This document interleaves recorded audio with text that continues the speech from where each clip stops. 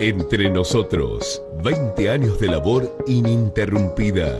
Premios Santa Clara de Asís, Liga de Madres de Familia, Capital Federal, con la conducción de Norma Torres.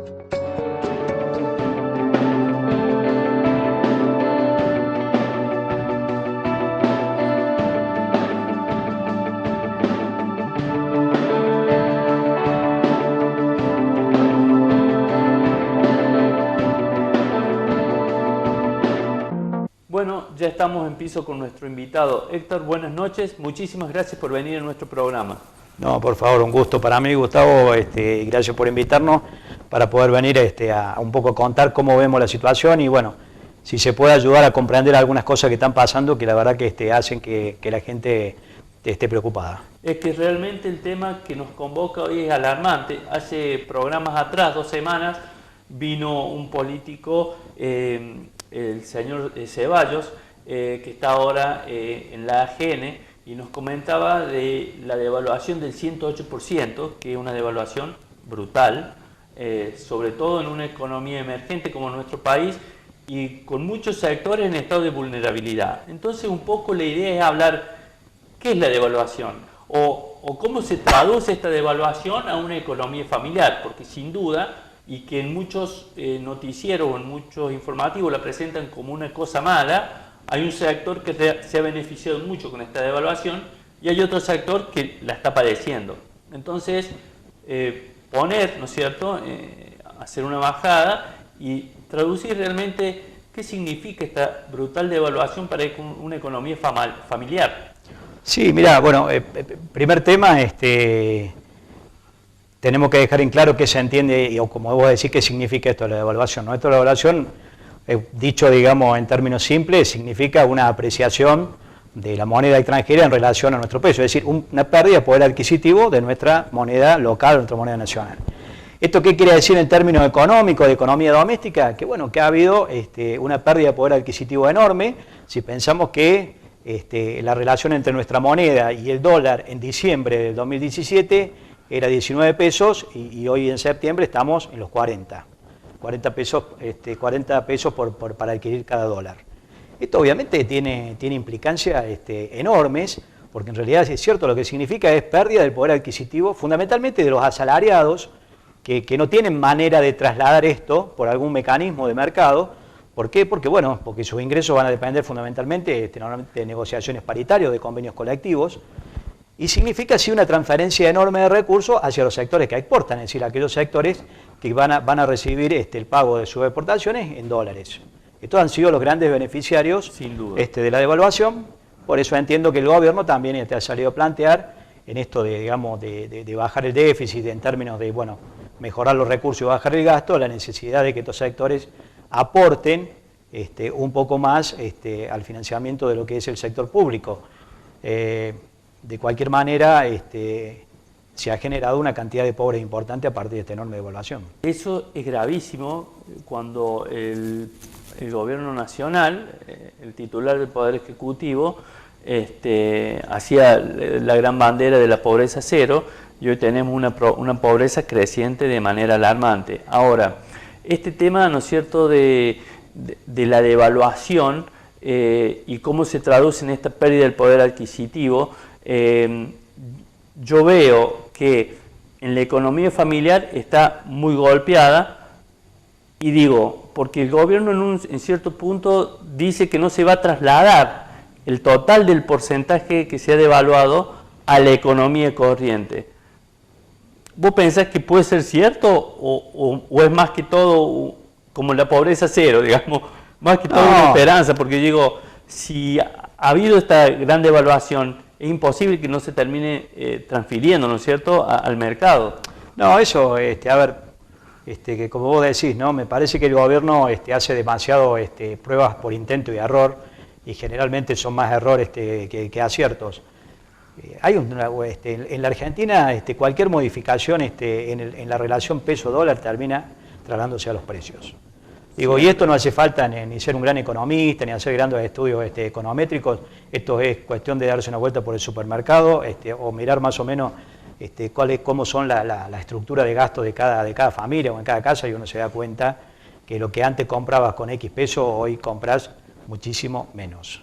Sin duda. Uno de los temas que yo veo que me llama la atención de esta, por decirle de alguna manera, esperanza del gobierno es, uno sabe que hay ciertas cuestiones que se trasladan automáticamente. Y para tomar o dar un ejemplo, yo veo el tema de la nafta como una referencia, donde YPF ha llevado a comienzo de semana su nafta premium a 45 pesos casi, y una super a 40. Y digo, siempre o históricamente en una economía como la Argentina, cada vez que subía la nafta o sube la nafta, se traslada indefectiblemente al precio, a la balanza, digamos, a los movimientos de mercado. Sí, esto es casi una cultura popular. La mayoría de nosotros lo hemos escuchado en nuestra familia de cuando éramos chicos, que cualquier aumento en el combustible o en el transporte automáticamente terminaba en los precios. Y esto sigue siendo así, y esto no ha cambiado. Y el gobierno pareciera no tomar nota de esto. Además, veo que tampoco que no se toman demasiadas medidas en relación a este tema, porque en la Argentina hay determinados sectores que obviamente participan del sistema económico con ventajas competitivas importantes, porque son formadores de precios, y no veo que se esté trabajando ni se esté haciendo nada sobre este tema. Digo, hay sectores donde no sería tan difícil llevar algún tipo de control, porque es cierto que no debería necesariamente trasladarse el 100% de evaluación al precio, porque todo depende de la estructura de costos, si tiene componentes o no tiene componente importado, es decir, componentes que estén vinculados al dólar. Pero bueno, en la Argentina esto es casi un acto de reflejo, ¿no? por parte de quienes participan de la actividad económica. En ese sentido, cuando usted habla del tema de los formadores de precio, se produce un efecto con respecto a aquellas, en este marco de devaluación, se produce el efecto de que aquellos que han estado o que tienen bienes de capital, digamos, han visto cómo se ha revalorizado de manera excesiva sus capitales y si bien el esfuerzo o el ajuste lo deberíamos compartir entre todos, no hay un impuesto que grave los bienes personales que se han revalorizado en los casos de aquella gente que tiene grandes propiedades, muchísimo. ¿Qué opina usted con respecto a crear un impuesto a los bienes personales que refleje el verdadero costo? Porque muchas veces se pone una evaluación fiscal que la evaluación fiscal no se condice con el porcentaje de la devaluación que se ha revalorizado el bien. No sé si me explico. Sí, mira, yo te voy a dar un dato que creo que va a quedar claro para que la gente lo entienda. Argentina es un país que después de aplicar los impuestos, su distribución de ingresos es peor que antes de aplicar impuestos. O sea, el sistema tributario argentino, digo, para no hablar de un impuesto en particular, te hablo en realidad más que un sistema es una sumatoria de impuestos, porque si fuera un sistema tendría un sentido, un objetivo, el nuestro no lo tiene. Del sistema impositivo.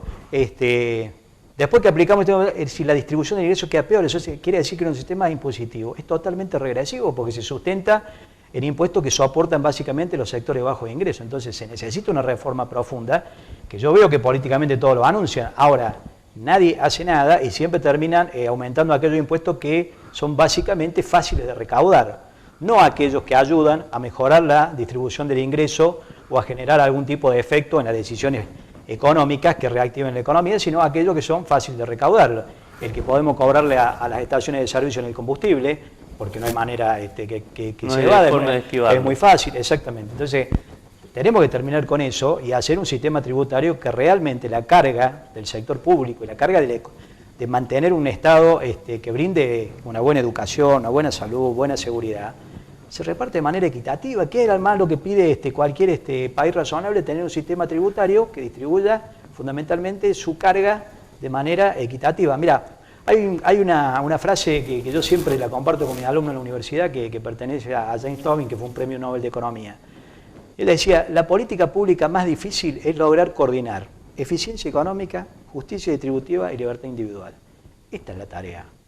Yo puedo ser muy eficiente. Ahora, si esto no funciona, la redistribución del ingreso termina siendo pésima, y la verdad que yo no voy a poder vivir en un castillo, por más eficiente que sea, si estoy rodeado de villas miseria. Entonces, y la libertad también es un concepto importante, la libertad en el sentido de poder tomar nuestras decisiones libremente y no condicionado como hoy. Digo, ¿qué libertad puedo hablar yo de alguien que a lo mejor hoy está cobrando 6.000 pesos y está en una situación de indigencia. Digo, ¿cuál es la libertad de este sujeto? Tal cual. De este ciudadano. Y es un principio fundamental que está consagrado en la Constitución. Digo, todos nacemos, o sea, todos tenemos igualdad de derechos frente a la ley. Pero es cierto lo que usted dice. ¿Cuál es la calidad del derecho de aquella persona que no tiene acceso a las cosas más básicas, indispensables? Claro. Una alimentación, una vivienda. Eso lo dice muy claro. Hay un librito de Juno que se llama Desarrollo y Libertad, donde realmente plantea esto y es clarísimo, digamos. No hay libertad para quien no accede a las cosas básicas.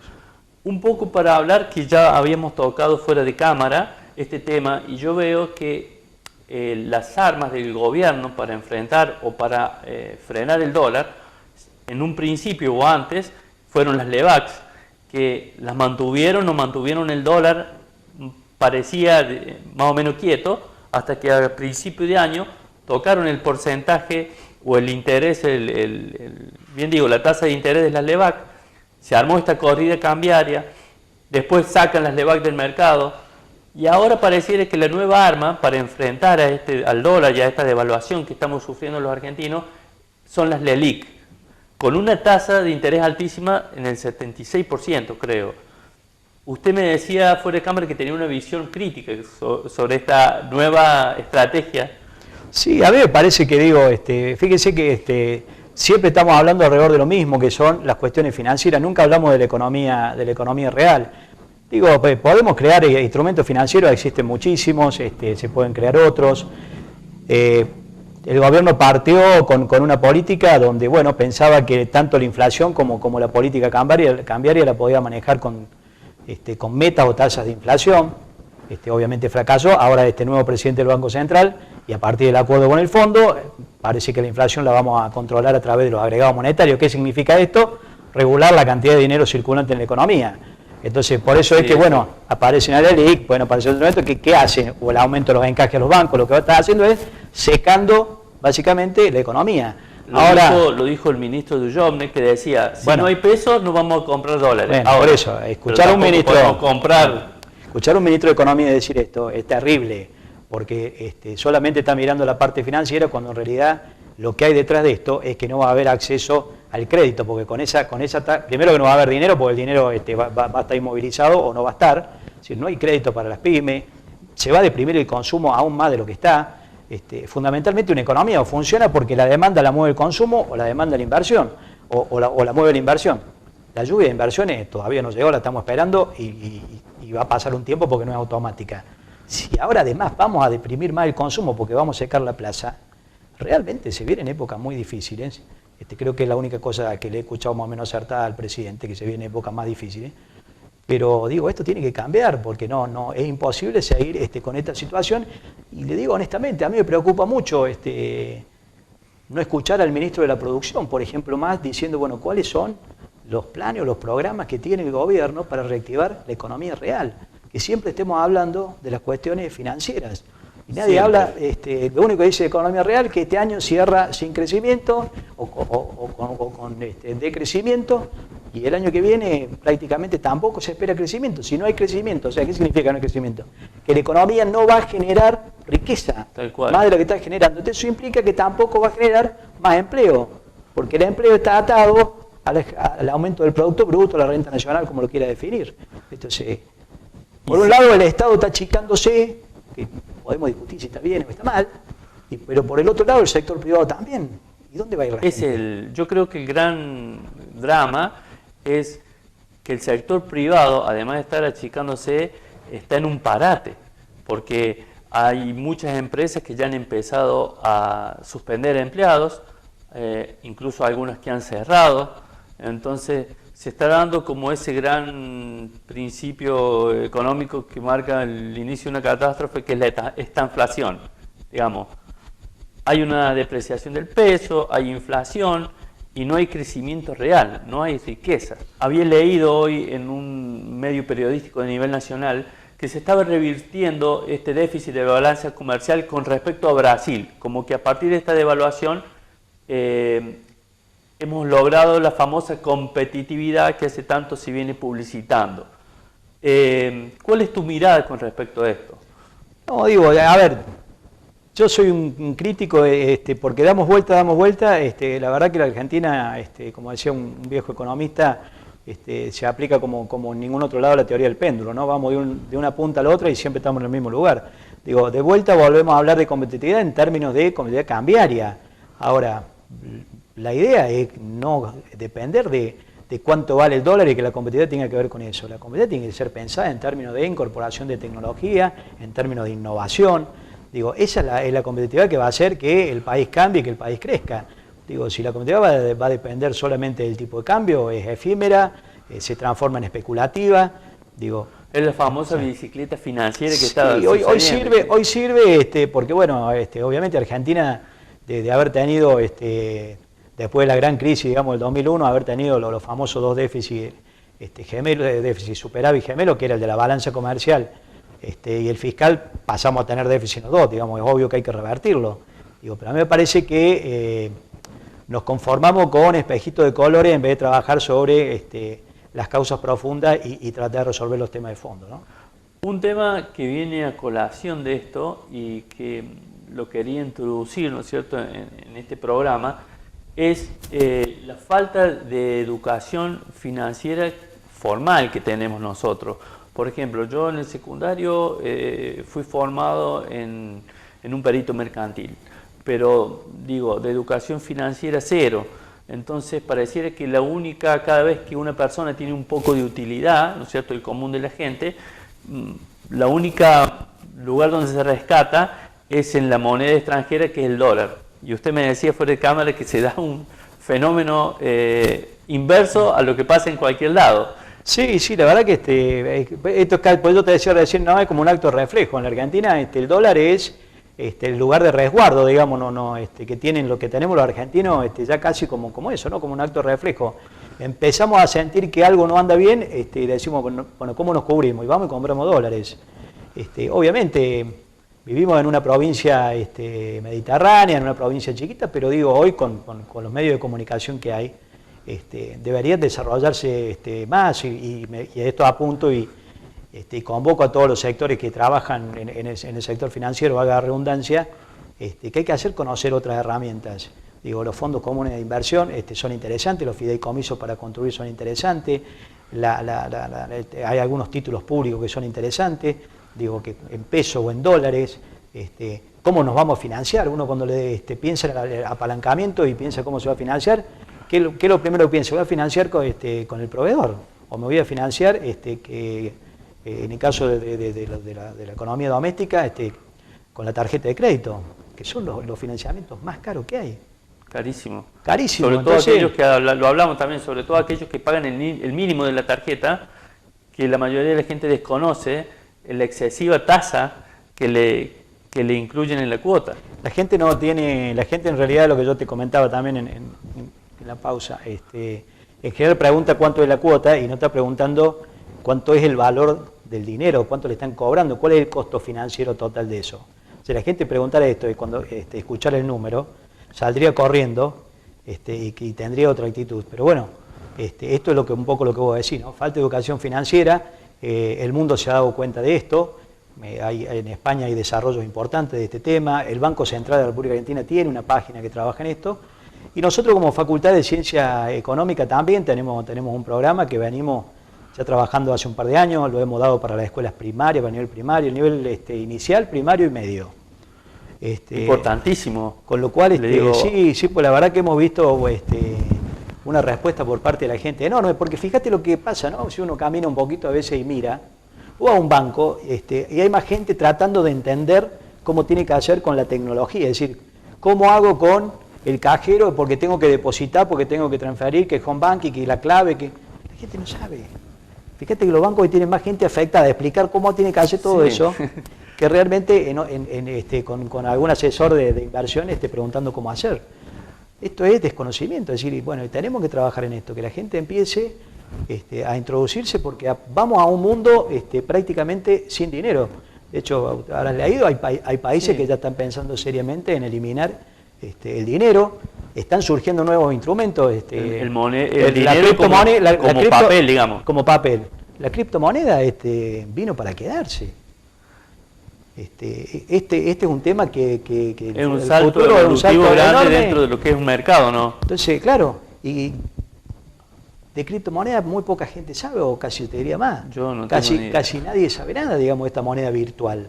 Seguro, sí. Pero sí. bueno, o los bancos, los bancos impersonales, es decir, los bancos donde vos vas a entrar y te atienden máquinas con software o después serán robots y iremos a la inteligencia artificial, digamos, pero ese es el futuro. Eso marca un poco la importancia, ¿no es cierto?, de esta formación financiera que deberíamos tener todos los ciudadanos. Usted recién hizo referencia a que nosotros somos una provincia mediterránea, una provincia chica.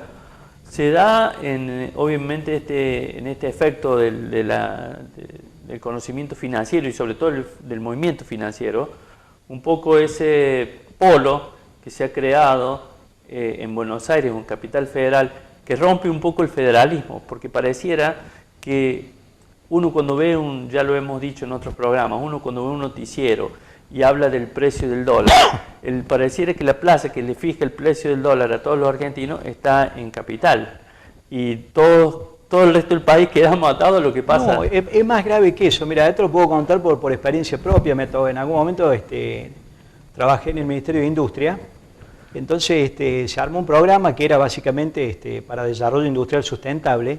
Claro, cuando queríamos ver ¿a quién va dirigido? A la pyme. Bueno, a las pymes de determinados sectores. Y bueno, vamos a ver qué se entiende por pyme, es decir, quiénes son las pymes en Argentina, te voy a leer la ley de pymes. Bueno, las pymes están definidas antes estaban definidas en base a parámetros y hoy terminaron definidas en base a montos de ventas. Entonces, la pyme se definió en base a montos de ventas, pero el monto de ventas de lo que se entiende por pyme en la Capital Federal, la provincia de Buenos Aires, que no tiene nada que ver con la pyme de San Luis, de Catamarca, de La Rioja. Entonces, tal cual. El programa terminó circunscripto ¿a dónde? A la ciudad de Buenos Aires, a la provincia de Buenos Aires, algo de Córdoba y de Santa Fe. El resto quedan todos afuera. Porque hay una ley que está pensada en términos de que la pyme es del tamaño que hay en Buenos Aires. No, la pyme de Buenos Aires no tiene nada que ver con la pyme de San Luis, de Catamarca o de La Rioja. Y es tan importantísima la pyme de los pero otros por sectores supuesto en el interior, como la de Buenos Aires, por sin supuesto. duda. Como rector hablamos también hace un rato de este tema de la extensión universitaria, porque hablando un poco de la educación financiera y teniendo en cuenta que usted es rector, decano de la facultad, digo, ¿cómo ha pensado, si ya está pensado, proyectado, o si es algo que se puede plantear en el futuro, cómo la universidad puede llegar a través de la extensión a educar en estos temas a la comunidad? Sí, nosotros lo que te contaba recién, digamos, la extensión la valoramos muchísimo. Estos 5 años desde la Facultad de Ciencias Económicas, Jurídicas y Sociales hemos trabajado desde los 3 departamentos que tenemos, el de Ciencias Jurídicas, el de Económicas y el Sociales. En estos temas nos hemos vinculado con el medio, tenemos convenio con la mayoría de las instituciones, estamos trabajando con todos los sectores, público, privado, tercer sector, es decir, todo el sector de la ONG, trabajamos con el sector gremial, y lo hacemos porque entendemos a la extensión o a la transferencia como una manera también de crecer y enriquecernos. Es decir, nosotros no es que vamos a resolver problemas o somos los que llevamos la solución cuando vamos a terreno. No, al contrario, nosotros vamos a aprender con el otro y a enriquecernos. Y por eso digo que esto es un enriquecimiento mutuo. A veces uno va y la gente, muy agradecida, a veces cuando uno va y participa y colabora y trabaja con ellos, pero déjeme decirle que los agradecidos somos nosotros porque es más lo que traemos que lo que llevamos. Héctor, muchísimas gracias por tu presencia en nuestro programa. Sin duda la información que nos has dado es inmensa. Seguramente te vamos a estar convocando porque, este tema de la crisis económica, de la crisis financiera y sobre todo la situación del país parece que va a durar un tiempito más largo. Por lo menos los niveles de recesión, los efectos de la recesión se van a seguir reproduciendo hasta el año que viene.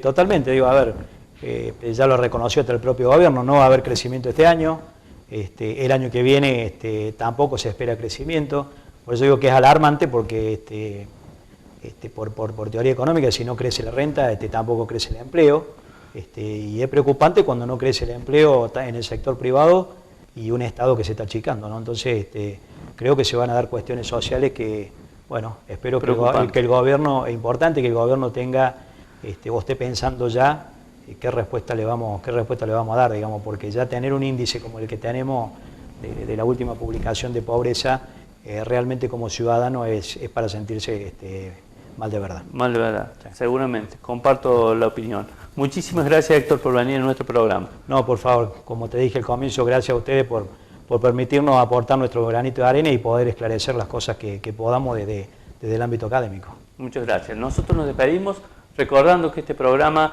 se repite jueves a 6 de la tarde y también los domingos a las 20 horas. Por su atención, muchísimas gracias.